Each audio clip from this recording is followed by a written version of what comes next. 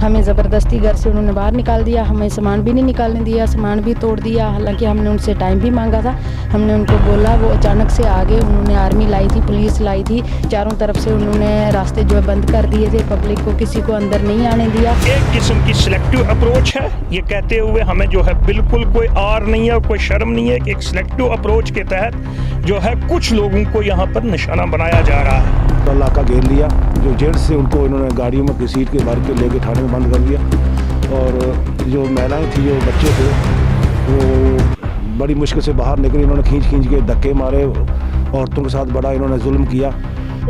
जिस जगह पे हम इस वक्त खड़े हैं, ये रूपनगर का इलाका है, जहां पर जेडीए ने अभी 2 दिन पहले यहां पर 8 से 10 मकानों को मुनहदम किया था, डिमोलिश किया था। उनका ये दावा था कि ये सारे जो मकान बनाए गए थे, ये सरकारी लैंड में मकान बनाए गए, और उसके बाद उन्होंने यहाँ पर मैन एंड मशीनरी को डिप्लॉय कर दिया, जो अचानक से यहाँ पर आ गए। ये लोगों का कहना है कि वो अचानक आ गए, कोई नोटिस नहीं दी गई इन लोगों को। सुबह 9 बजे के करीब जब वो यहाँ पर आ गए, तो उन्होंने यहाँ पर इस वक्त तोड़ फोड़ करनी शुरू कर दी। इनका ये दावा था कि जो यहाँ पर जो ये इस वक्त ड्राइव चला गया, ये कम्युनिटी को टारगेट करने के लिए चलाया गया, एक मखसूस कम्युनिटी को सिलेक्टिव टारगेटिंग थी ये जेडीए की तरफ से।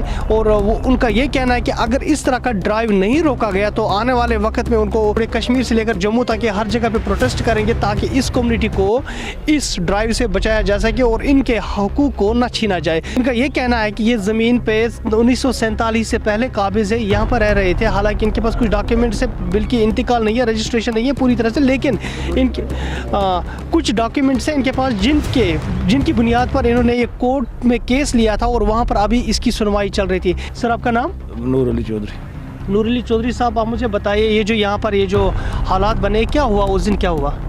देखो, सुबह सुबह आ गए लोग और आके पूरा इलाका घेर लिया, जो जेंट्स से उनको इन्होंने गाड़ियों में घसीट के भर के लेके थाने में बंद कर दिया, और जो महिलाएं थी, जो बच्चे थे, वो बड़ी मुश्किल से बाहर निकली। इन्होंने खींच के धक्के मारे, औरतों के साथ बड़ा इन्होंने जुल्म किया, और कोई बात नहीं इन्होंने मानी। औरतें बिखलाती रही, रोती रही, लेकिन उनके मकान गिरा दिए पूरे। और कितने मकान है ये? कोई 15-16 मकान गिराए। अच्छा, 15-16 मकान ने गिरा दिए। आपको इससे पहले बोला गया कि आप मकान खाली कर दो, आप गैर कानूनी तौर पर यहाँ रह रहे हैं? 2 घंटे का टाइम भी दिया था, 2 घंटे का टाइम दिया, सामान बाहर निकालते इन्होंने भैंसों के कुल्लों पर वो गिरा दी, पूरी गाय भैंसों के ऊपर इन्होंने मशीनें लगा दी। कोई टाइम ही नहीं दिया, अफरा तफरी का माहौल हो गया, जैसे कोई इन्होंने कार्डन कर दिया और यहाँ पर कोई मिलिटेंट बढ़ गए हो, ऐसे ज़बरदस्ती मतलब महिलाओं के साथ जुल्म किया इन्होंने। सरकार कह रही है कि यहाँ पर जो जेडीए कह रही है कि ये जो यहाँ पर इसमें कोर्ट ने इसको डिसमिस कर दिया, कोई स्टे ऑर्डर नहीं है, इस पर कोई केस नहीं चल रहा है। अभी हम आपको दिखा देंगे, स्टे तो चल रहा है। डिसमिस हाई कोर्ट ने वो किया है, जो रोशनी एक्ट है वो तो ऑलरेडी सबको पता है, वो हाई कोर्ट ने पहले ही ख़त्म कर दिया। आपका नाम? बशीर मसूद। कब से आप यहाँ पर रह रहे हैं? मेरे को 30 साल हो गए हैं सर। इस जगह पे आपको 37 साल हो गए? 30 साल। 30 साल हो गए जी। 30 साल से आप यहाँ पर रह रहे हैं। आपकी ज़मीन है ये यहाँ पर? ये गवर्नमेंट की ज़मीन थी, सरकारी ज़मीन थी। अच्छा। हम भी बैठे हुए थे यहाँ पे, हमारे यहाँ कुल्ले थे। वो अभी 4-5 साल पहले इन्होंने वो हमारे कुल्ले जो थे वो बिना किसी आर्डर के, बिना किसी नोटिस के वो गिरा दिए, और सामान हमारा उसमें गर्क हो गया। अच्छा। तो अब हम साइड में बैठे हुए हैं। इनके लोगों के पक्के मकान तकरीबन 40, किसी मकान को 40 साल है, किसी को 50 है, किसी को 70 साल हो गया है। पुराने मकान जो अभी परसों इन्होंने गिराए हैं, उसमें भी इनको कोई अनवालू नहीं किया कि आपने सामान निकालो या हम गिराएंगे या कुछ। अचानक ही सुबह 8 बजे ये आ गए यहाँ पे, औरतों को अंदर ही बंद कर दिया, मर्दों को भी इन्होंने अपने कब्ज़े में ले लिया, किसी को इधर उधर नहीं जाने दिया। सामान सबका सब जहाँ का था वहाँ पड़ा रहा, वहीं उसी के ऊपर मकान दबा दिए, घर कर दिए उधर। अच्छा जी। अभी कहाँ रहते हो आप मकान गिरने के बाद? बाहर ही हैं। अच्छा, बाहर ही हैं, खुले आसमान में। खुले आसमान में आप देख लेना। हम कुछ लोगों से और बात करना चाहेंगे। यहाँ पर कुछ औरतें भी हैं जो बच्चों को लेके यहाँ पर बाहर बैठी है। इनका कहना है कि रात भर ये बाहर बैठी है क्योंकि इनके पास अब सर छुपाने के लिए कोई जगह नहीं है। अम्मा जी बात करेंगे? आपका नाम क्या है? परवीन अख्तर। परवीना जी, आप मुझे बताइए, आप कहाँ रहे रात को? हम रात को बाहर रहे हैं सर, अच्छा, क्योंकि हमारे जो मकान थे वो तो इन्होंने गिरा दिए हैं जेडीए ने।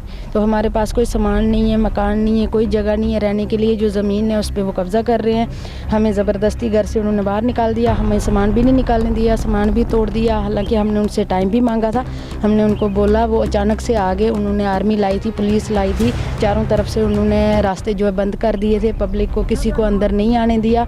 तो उन्होंने ज़ोर ज़बरदस्ती से जो है मकान गिराने शुरू कर दिए। हमारे साथ इस वक्त जो यहाँ पर आए हैं, जो all Jammu and Kashmir panchayat conference के चेयरमैन हैं, जो इस वक्त यहाँ पर इनके साथ बात कर रहे हैं। हम उनसे पूछते हैं कि मीर शफीक साहब से कि आखिर वो क्या इस बारे में बोल रहे हैं, उनकी क्या राय है। सर, ये जो यहाँ पर ये जो वाक़या इनके साथ हुआ, आप इस बारे में क्या कहना चाहते हैं? देखिए, ये एक इंतहाई अफसोसनाक वाक़या है जिस रूपनगर एरिया के अंदर हम इस वक्त खड़े हैं, जहाँ पर इन गरीब लोगों की ये जो है छोटे छोटे मकान जो झूंपड़े गिराए गए हैं, इन्हीं के इर्द गिर्द आप ये देख सकते हैं कि यहाँ पर बड़ी बड़ी कोठियाँ जो हैं तामीर हैं।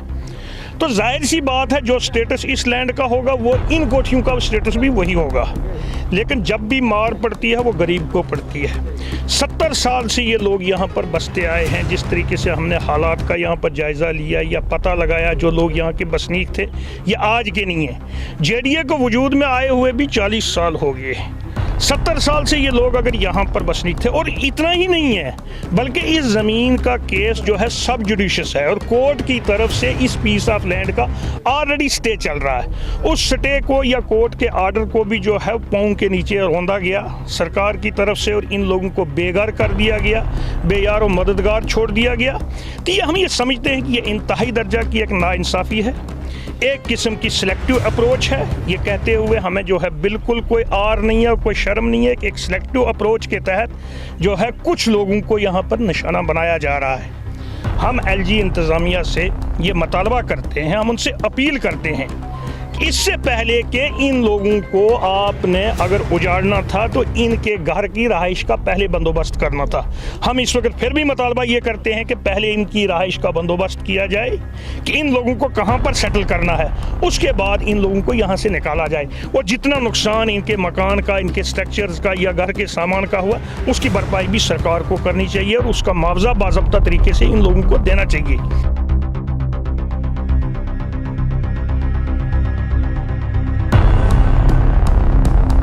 आरजी सरकार गरीबों के साथ, गरीबों के साथ।